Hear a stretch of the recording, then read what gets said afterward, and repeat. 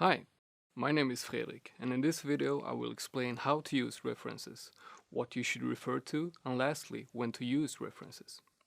Let's start off by looking at how to use references. One key aspect of academic writing is the use of citations or references. When writing scholarly material, you must always be transparent about which ideas are yours and which stem from previous research. Therefore, it is important to specify where your theories or claims originate from. What previous material did you take into account when you started writing? Think of it as guidance to your readers. By referring to other people's ideas, you make it possible for your readers to follow your train of thought. They might be interested in the previous research themselves, or maybe they just wish to read it to make sure you have interpreted everything correctly. Then there's the aspect of paying respect to those before you. You've used their scientific findings, and it's appropriate to let them and your readers know this. Also, when you refer to people, you're positioning yourself within the field. You show that you know who the leading experts are within your subject, that you have grasped what they've published, and that you have done your homework. Academic writing and referencing is all about building a line of argument that is well grounded. So, what should you refer to? You should refer to the sources that you've used in your own work. If you've read an article, a book, or a report and used ideas, data, or facts from it, then you must show this. Usually this is quite obvious, but of course questions could arise. For instance, what should you do if the original ideas that you want to refer to are presented in another book than the one you've read? Let's say that the author Holt is summarizing works by Freud. Who should you refer to? The answer is that you have to show that Freud's ideas were presented to you through Holt. Holt should be included in your reference list or bibliography at the end of your paper.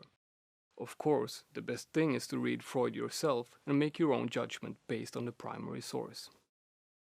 So, is there anything you shouldn't refer to?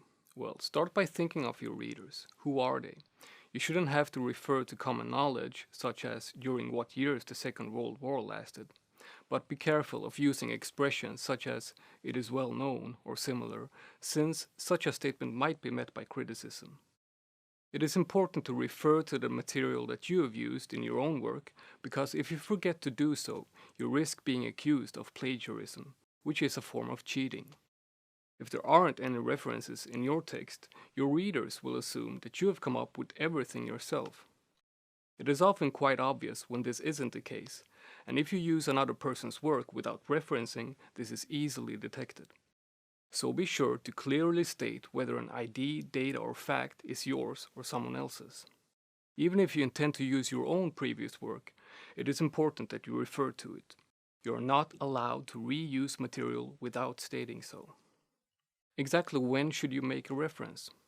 Well, there are several ways in which you can refer to what you've used, either by quoting, paraphrasing, or summarizing. When you quote someone, you use the exact wording as the original source. You recognize a quote either by the quotation marks surrounding the quote, or if it's a long quote, by making an indentation in the text, which is easily done by pressing the tab button. A quote should always be followed by a reference including page number. Quotes are, however, used sparsely in academic writing and are mostly applied when you want to stress a certain fact.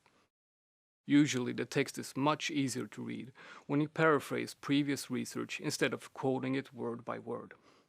Paraphrasing essentially means rewriting material using your own words. This is a common way of incorporating other people's work into your text.